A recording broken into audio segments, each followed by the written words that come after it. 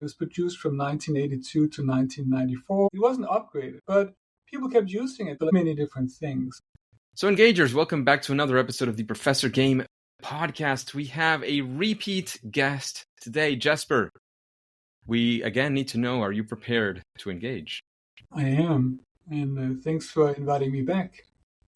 Always welcome. Great guests like you are always welcome back, especially now that you have your latest book, which we'll definitely be diving into very, very soon. The Too Much Fun book. If that doesn't call your attention, I'm not sure what will. Engagers. Jesper, if you want his intro and everything else, you'll definitely find that in the show notes. In the past episode as well, you just type Jesper Juul. Jesper, Jesper, Juul with 2 U's. You'll definitely find that on theprofessorgame.com. But Jesper, very, very quickly, first things first, what is this new Too Much Fun book all about? Well, so you could put it a bit like this, right? So I've written a lot about kind of video games and video game history. And then, in a way, on a kind of personal note, I was considering that the games, or the older games I was writing about, were actually completely different from the games that I had been playing personally as a teenager in Europe in the 1980s. And I kind of realized that perhaps I had taken over this sort of American/Japanese version of game history, which is something like, there was Atari, and then there was a video game crash, and then came Nintendo. But that actually, when I had played games with myself during that period of time, I did have a friend. I did have a friend who had an Atari 2600, but I never heard of anybody who had a Nintendo. Like, all game playing was basically on home computers, and especially on the Commodore 64, right? And so this is a kind of curiosity for me that, well, was it just like my personal experience, or what's actually going on here? And so what I did for the book was just to go back, look at a lot of sources, things like magazines and newspapers and what have you, to trying to figure out like whether this was just my personal experience or whether this was actually kind of common. And the answer was that this was common in Europe. Consoles were not that big a thing before the 1990s, really, and European video game culture in the 1980s was very much centered on home computers, and in Northern Europe and Italy especially, just on the Commodore 64 computer. And so you might say, from a kind of video game history perspective, I just wanted to get back and realize like what were the bits of kind of game history that we'd forgotten or forgot to talk about.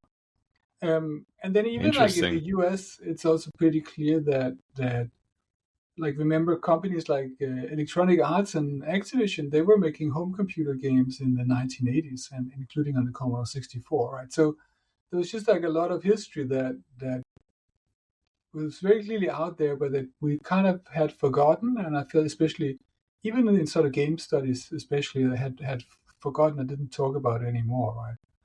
And then the other thing was that when you read kind of these kind of popular computer histories, it's often kind of reduced to this sort of PC versus Macintosh competition, right? And especially kind of personified in Bill Gates versus Steve Jobs.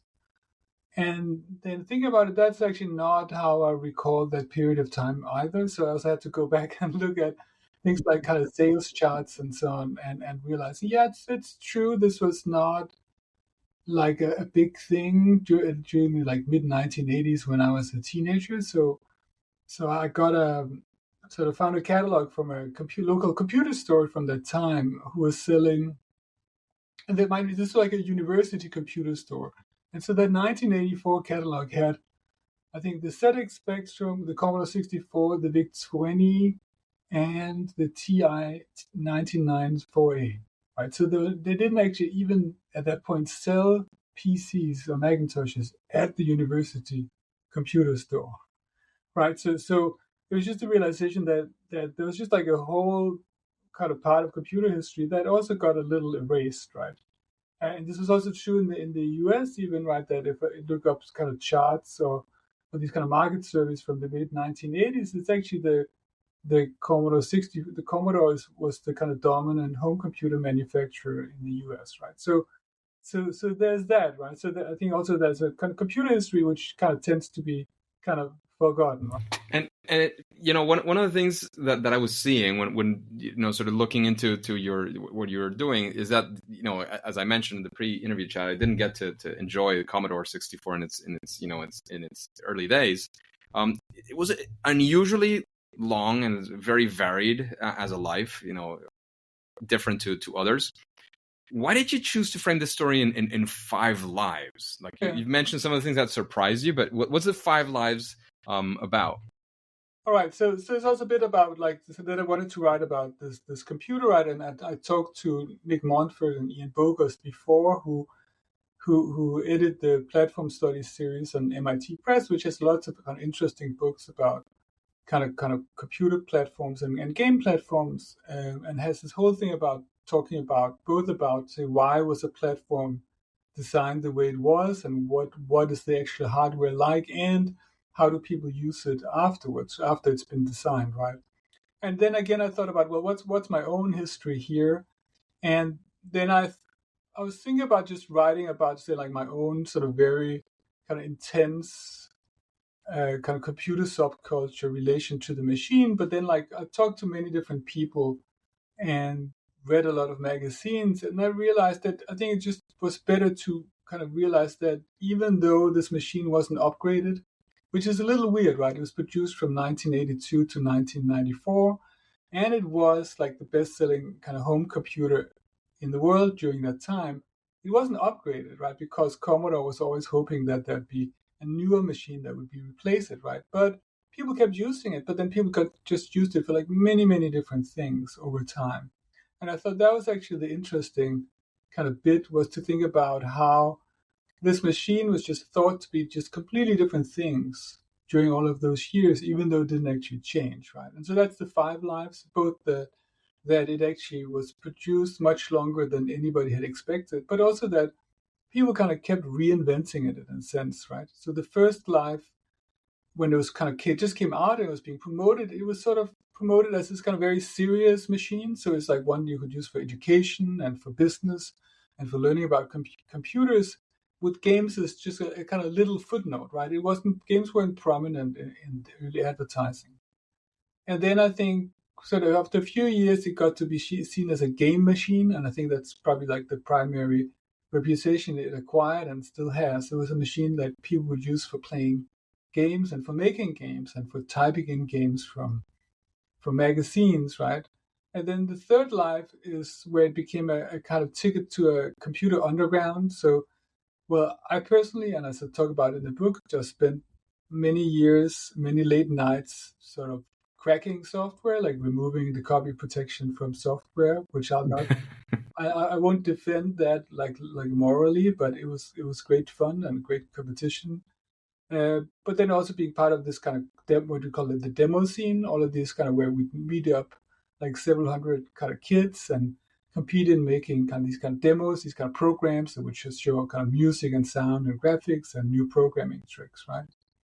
And then the fourth life is then where the platform started to feel old, right? This is where we get to the late 1980s and early 1990s, that if you had a Commodore 64, you were kind of worried that it was getting long in the tooth, right? And there were newer platforms like in here, especially the Commodore Amiga, but then also like the IBM PC, especially, which were becoming sort of like more powerful platforms, right? And so that people tried taking, say, making a graphical user interface with a mouse for the Commodore 64, so it would be like the Amiga and the Macintosh and Windows, or they tried taking, say, Amiga hits like Defender of the Crown or Lemmings, and then making Commodore 64 versions of it, right? So there was this kind of anxiety during that time, right, about the limitations of the machine. And then the fifth life is like where we've been for at least 10 years, right, which is where it's a long time since this machine was produced, right? But now all of the limitations it has, like it's a 1 megahertz processor, and the graphics are kind of chunky, the pixels are kind of big. Those are now fascinating, right? So people actually sometimes make demos or programs where they like overemphasize its limitations, right? So I think one comparison is a bit like with vinyl, where some people will enjoy the fact that the vinyl crackles so that it's physically heavy or something like this, right? That yeah, there's this kind of switch right now that people enjoy the materiality and the kind of limitations. So that's the kind of big point of the five lives, and it's also something where you might say the book also has a chapter where I talk a lot about like why the machine was made and like what actually influenced it, right? So the idea was not just to say like here's a machine and it came out and people stopped producing it, right? But why rather than saying like, well, what are the things that leads up to this machine and what are the things that actually comes after? Like what's the afterlife of this machine long after it ceases to be produced, right?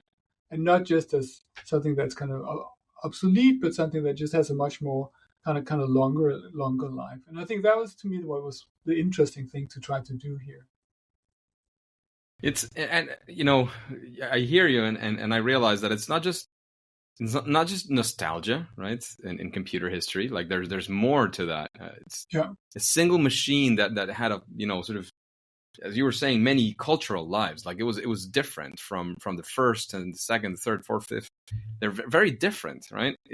Are there any user engagement or expectations that Commodore tapped into that felt like, again, you were at that time and you were one of the users, that it felt like fresh, that it made a difference?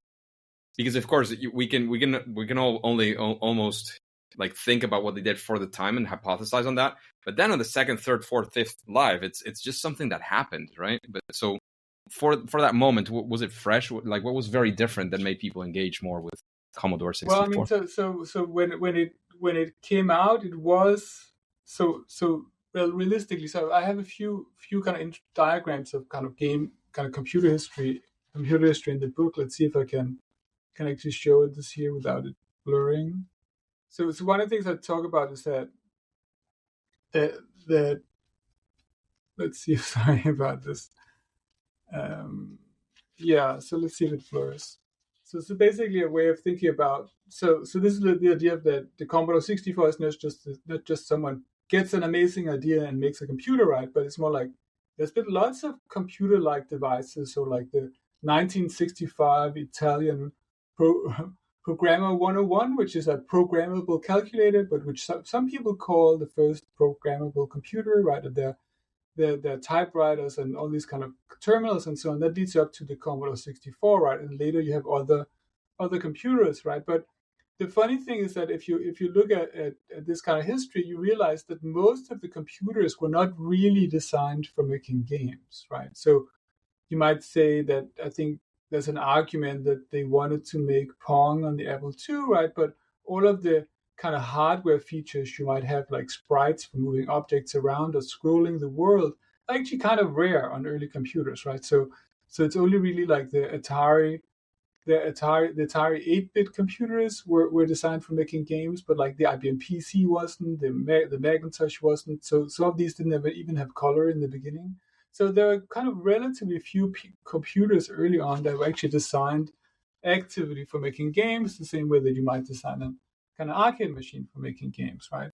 And so that was part of the attraction, right? And that was the kind of double kind of coded advertising that Commodore had to do, right? Because, and I write about this and people have been writing about this that people didn't really know why you would need a computer in the home, like in the early 1980s, right? So what was it really for, right?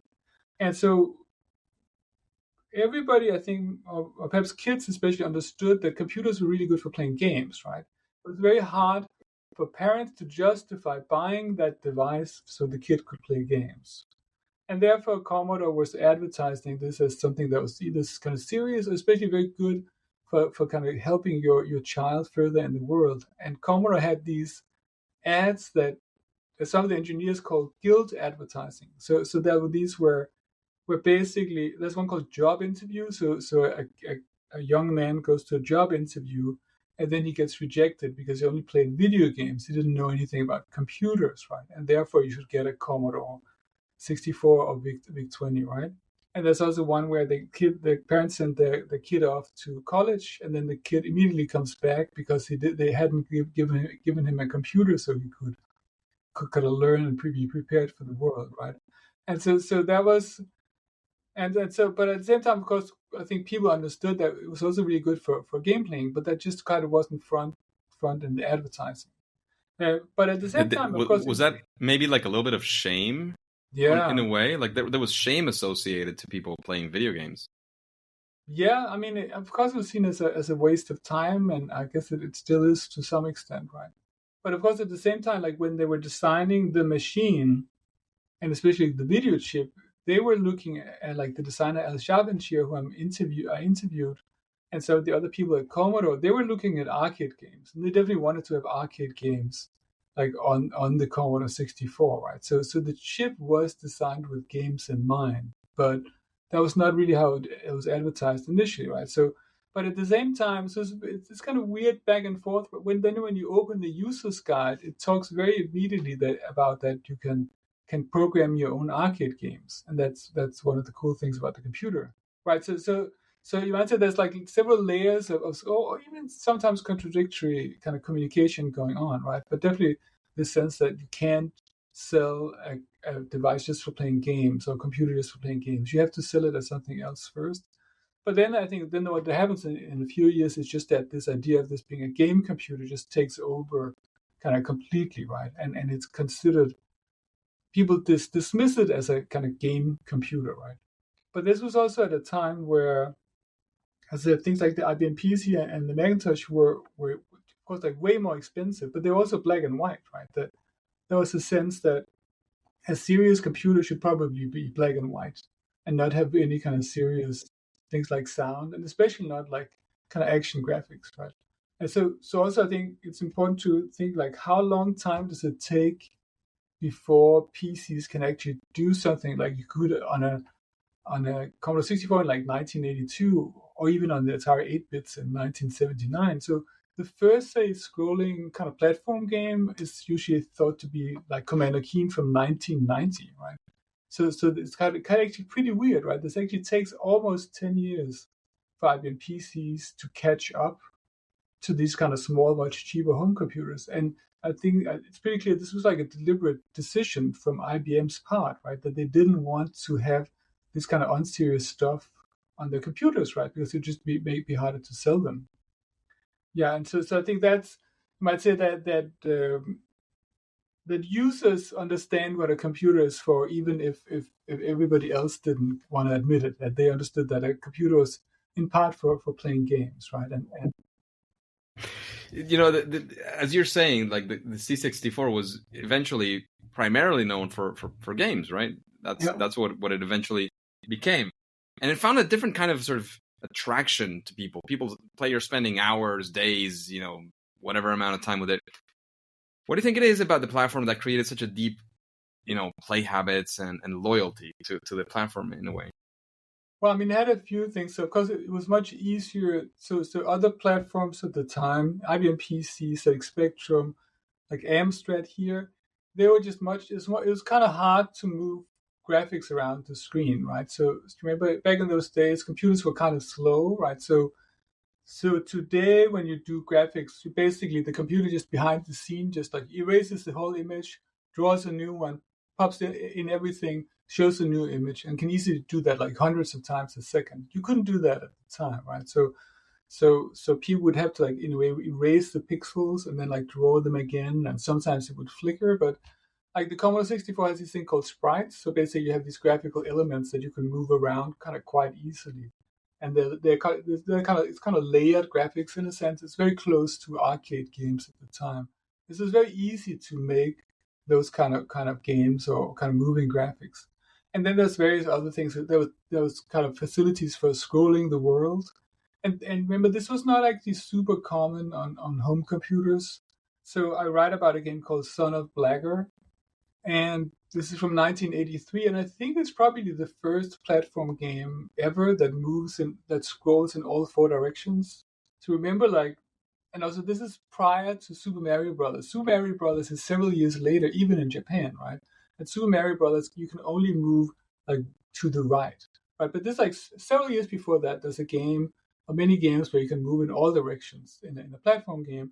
But then they actually to explain this in great detail in the manual, right? That it explains like the game. This is how big the world is, but you're only seeing a small portion of the world at any given time. It's like a window to that world, right? Because all of that is so kind of new to people, right? So I just think that it's just on a hardware level, it is very clearly designed for making, and we know this for a fact. It was deliberately designed for making kind of games and sort of arcade quality games at the time. So on some level, it's just very easy, right?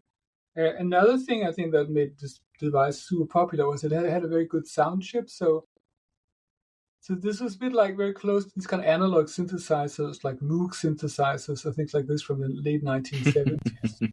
So the music was actually really good compared to other devices, right? So and it's kind of still fun to listen to. It has this kind of classic analog synth thing to it. And so I think what often happened when you realize is that a lot of these early games were also like incredibly hard, right? And so one way that this worked was just that you often have games which people perhaps in some way don't like playing, but they love the music, and so the music often became a way of kind of tying the experience together, right? So that even if you were just like dying over and over and over again, then like there's a kind of wonderful piece of music. So I think that also kind of helped create a kind of emotional kind of bond to that machine.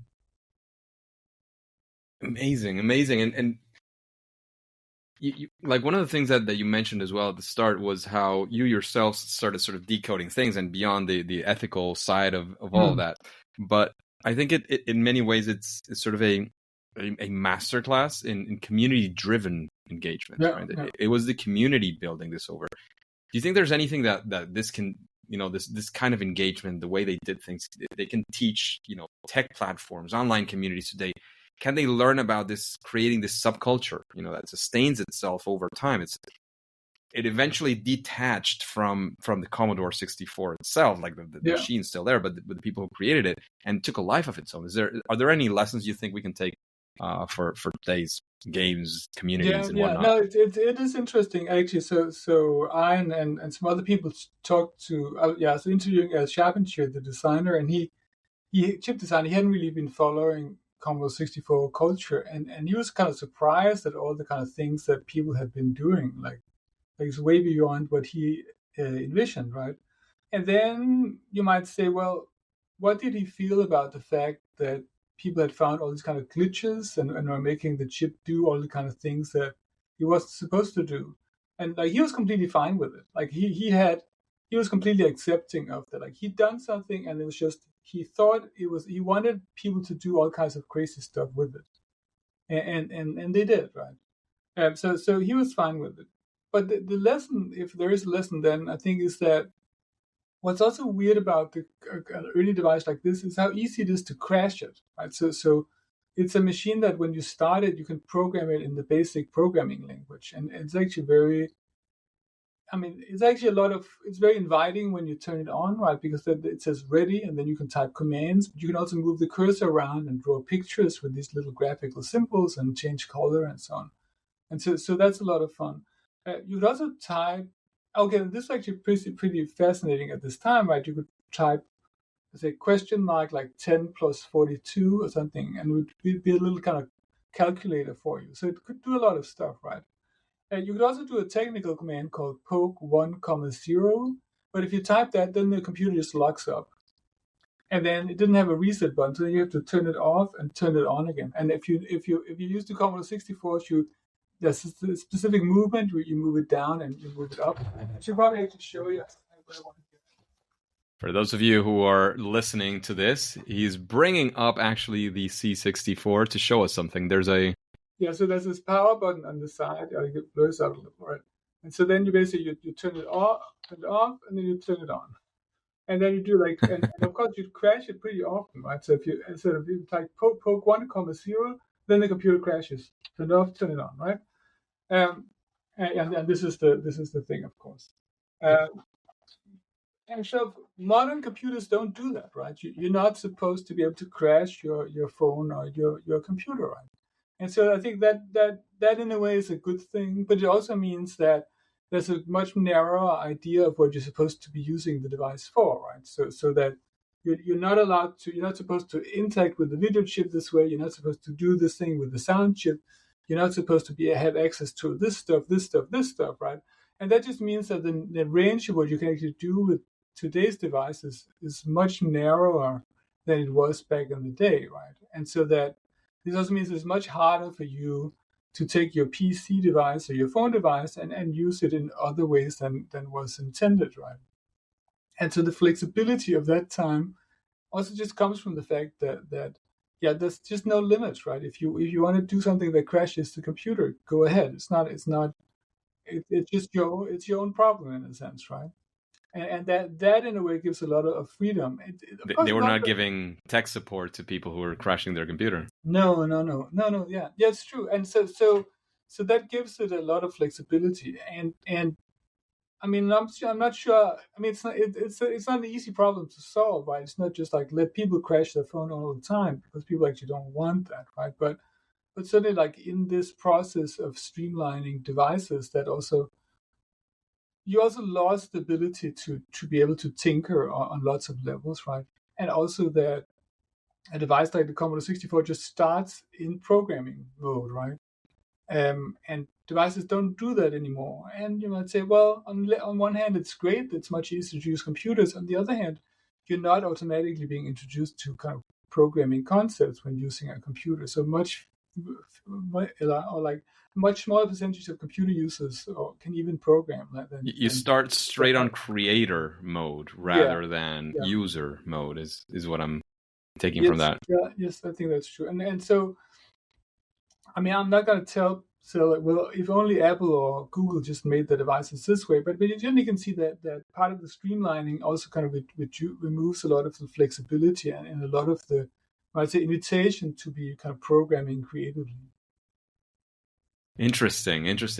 I feel like from what you're saying it is true, like, and it's amazing how it created this sort of subculture in a way, but it's also true that now, you know, that subculture might still exist. Like people still can use their PCs and their Macs to program and to create new stuff, and all these game engines as well allow you to do all these things. But you have to be sort of a bit more intentional. So it's like a striking balance. I don't know. I find it interesting that it's on the one hand, as you were saying, like, oh yeah, now it's easier and more people are able to use it, right? But the people, maybe it's sort of the substream of people who potentially would have been creators had they been just born in the era of the Commodore 64. Maybe nowadays they don't exactly lose the opportunity, but they lose sort of the push, that incentive to get into that creator mode. But I also think that there's also something interesting when you read, say, game magazines from the 1980s, right? That the European game and computer cultures were much closer tied together, right? Because people were playing on home computers. And so computer magazines would write reviews about games, but then also show you something about how you could do a poke, like I'll do this kind of programming commands to say get infinite lives or something like this, right? And so then the game magazines would also write sometimes about programming. So these kind of cultures are much kind of closer together. They're a bit more kind of unified, right? Where other places you had something a bit more like you either a consumer of prepackaged games or you were programming. But I think in Europe especially, that was those things were very closely tied together.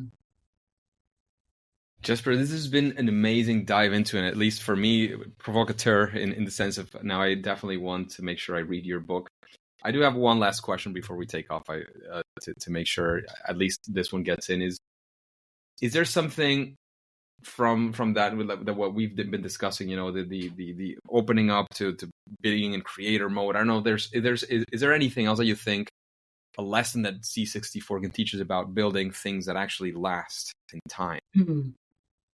Well, I guess there are two things about, like, one is about understanding history. So that when I spent time looking at it, it was just funny that there's usually always more stuff going on than you realize, right? And that it was interesting for me to see that just was this kind of fully fledged European action adventure tradition, like in the early to mid 1980s, that I don't think people actually appreciate kind of having kind of existed, right? And so that's one thing like that. Well, we want more stuff to happen, but actually a lot more stuff happens in many more different ways than you think. And of course, there's this thing about local game cultures. There are many different kinds of game cultures, and game people play games or make games or in many different ways in different contexts. And I think that's kind of super interesting, kind of in its own. And I think the second part is just that, I mean, it is a problem, and I guess this is just like the obvious problem to have two centralized kind of distribution methods, right? It is a problem if you just have a few companies kind of controlling what gets kind of not only made but also distributed.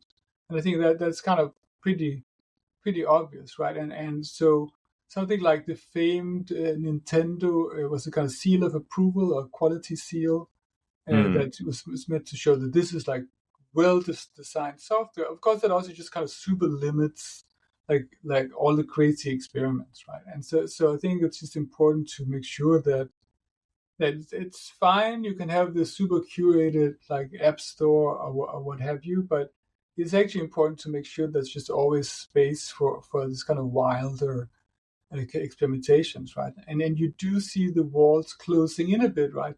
Today, right? Even on computers, right? That sometimes if I download small scale developed software, then sometimes my corporate kind of Windows PC does not want to run it, right? Because it's like kind of dangerous because it hasn't been registered 1,000 times before, right? And so I think that is a real problem, right? That you prevent people from distributing like experimental software. And it's just, I think, it's worth thinking about how can you lower those barriers to make sure that you can just always come up with new stuff and get it to other people.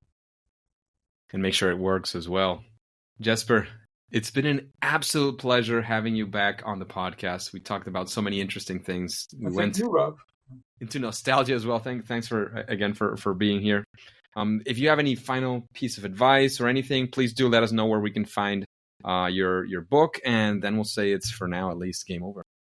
Yeah, so well, you can find the book wherever you get your books, of course, like kind of online, and I guess preferably your independent online retailer. But you can get it from MIT Press. Or you can find links to it from my homepage, jesperjuul.net/C64, where I also put up some of those like early advertisements, and there's also some emulators, so you can both try, say, programming it yourself, or listening to some music, or playing some of the games of the time, right? So, and if you want to program, there's also source code for kind of several effects and so on. So I did wanted to not only have a book, but also have a kind of supporting website with some of this material that you can't put in a book.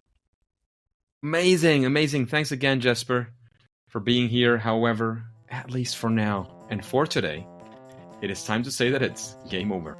Hey, Engagers, and thank you for listening to the Professor Game podcast. And since you're interested in this world of creating motivation, engagement, loyalty using game-inspired solutions, how about you join us on our free online community at Professor Game on School? You can find the link right below in the description, but the main thing is to click there, join us. It's a platform called School. It's for free, and you'll find plenty of resources there. We'll be up to date with everything that we're doing, any opportunities that we might have for you. And of course, before you go on to your next mission, before you click continue, please remember to subscribe using your favorite podcast app and listen to the next episode of Professor Game. See you there.